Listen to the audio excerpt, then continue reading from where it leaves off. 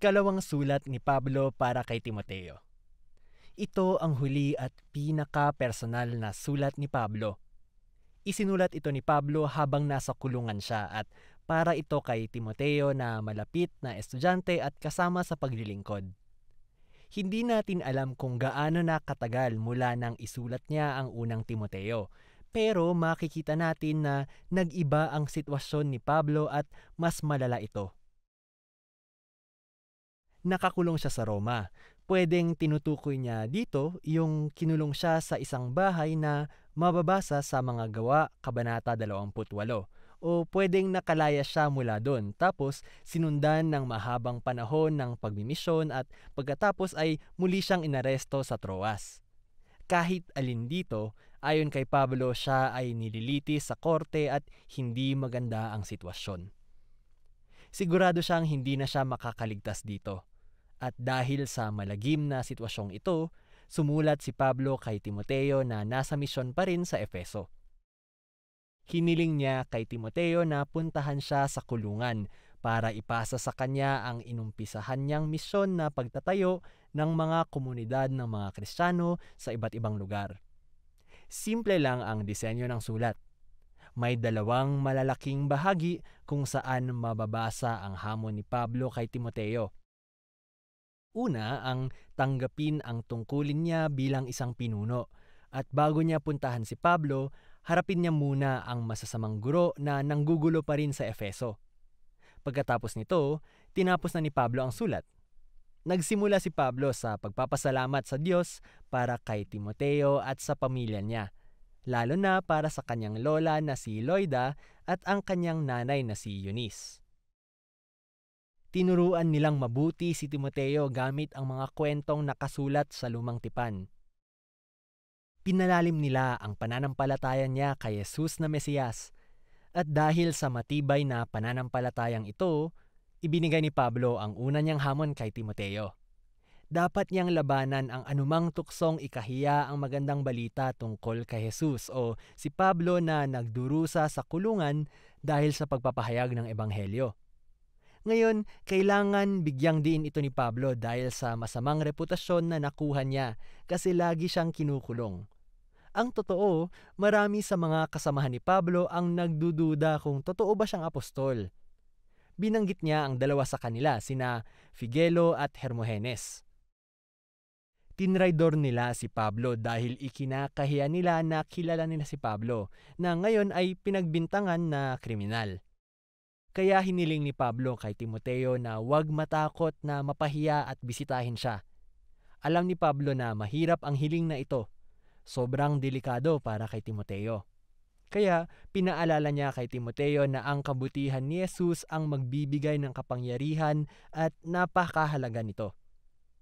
Kailangan mo ito kasi hindi madali ang sumunod kay Jesus.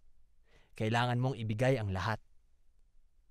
Kinumpara ni Pablo ang pagsunod kay Jesus sa isang sundalo na nagsusumikap para masiyahan ang kanyang pinunong opisyal.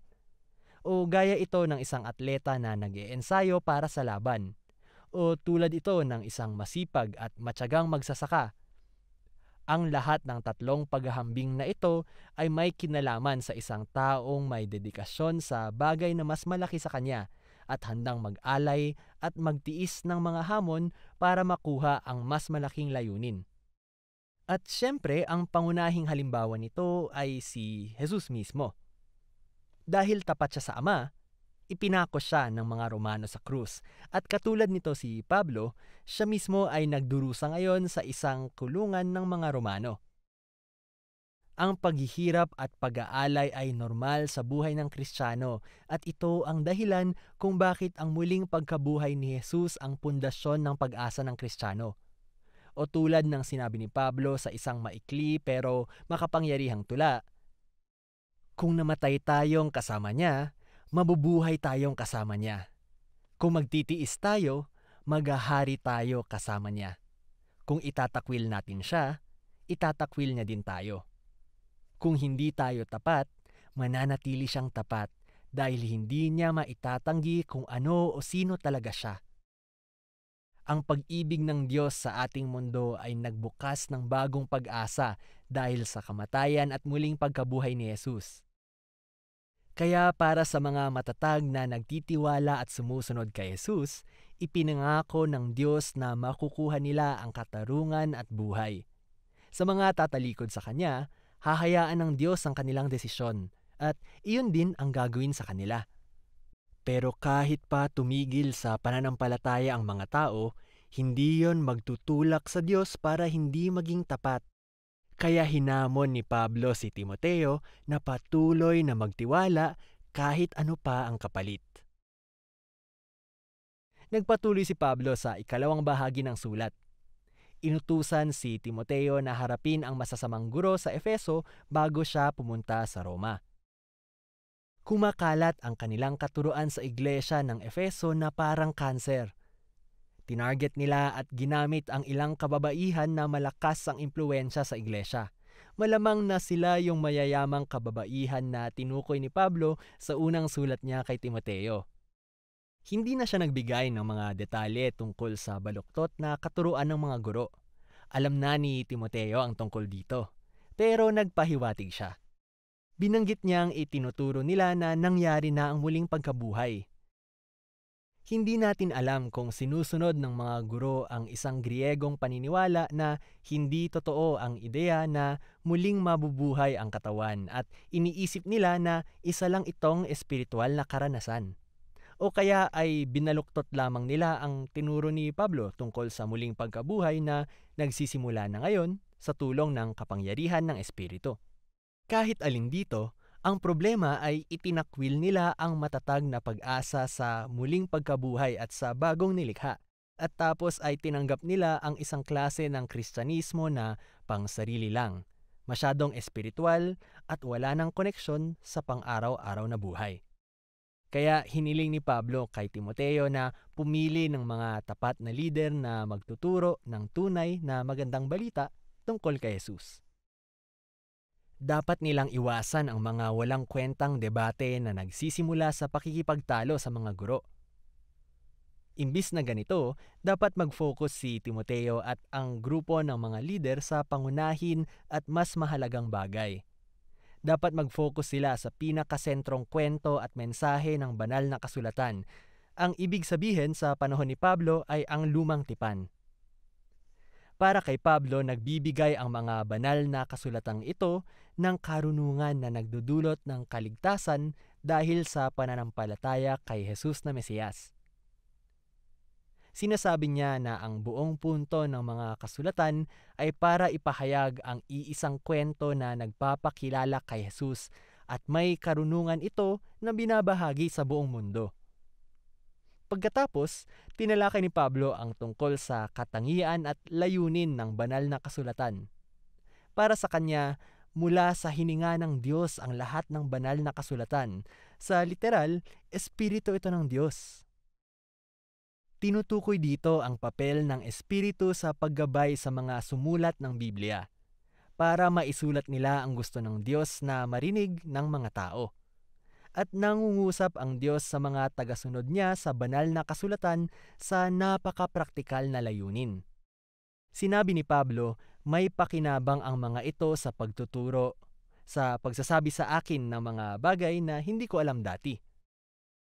Nagagamit ang mga ito para hamunin tayo, sabihin sa atin ang tungkol sa mga bagay na sinasabing pinaniniwalaan natin pero hindi naman isinasabuhay.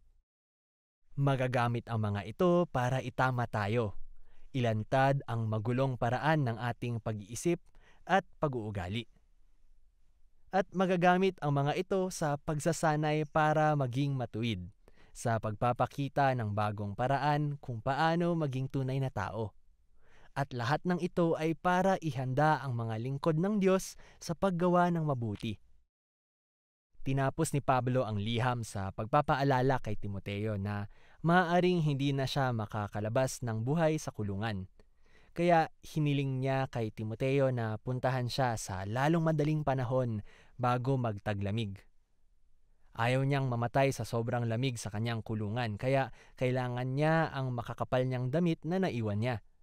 at hiniling niya din na dalhin ni Timoteo ang mga personal na dokumento na naiwan niya sa Troas, malamang noong inaresto siya. Nabanggit niya din si Alexander na sobrang mapanganib na tao at dapat iwasan ni Timoteo. Malamang na responsable siya sa pinakahuling pag-aresto kay Pablo. Nagtapos si Pablo sa pagbanggit na halos lahat ay iniwan siya sa bilangguan at ang tanging umaaliw sa kanya ngayon ay ang personal na presensya ni Jesus na naninindigan kasama niya at magliligtas sa kanya kahit pa na mamatay siya. Dito natatapos ang sulat. Ang sulat na ikalawang Timoteo ay nagsisilbing paalala na ang maimpluwensyang buhay at misyon ni Pablo ay palaging may hamon, pagdurusa at pakikipaglaban. Ang pagsunod kay Jesus ay may kasamang panganib at pagsasakripisyo. Ibig sabihin nito ay tinatanggap mo ang kagipitan at kawalan ng ginhawa sa iyong buhay. Pero ang mga bagay na ito ay hindi tanda na wala ang presensya ni Jesus. Ang totoo, gaya ng natuklasan ni Pablo, kasama ng mga henerasyon ng mga Kristiyanong sumunod sa kanya, ang pag-ibig at katapatan ni Jesus ay totoo at mas lalong nararamdaman, lalo na sa madilim at mahirap na mga sandaling iyon. At yan ang tungkol sa ikalawang Timoteo, ang huling sulat ni Pablo.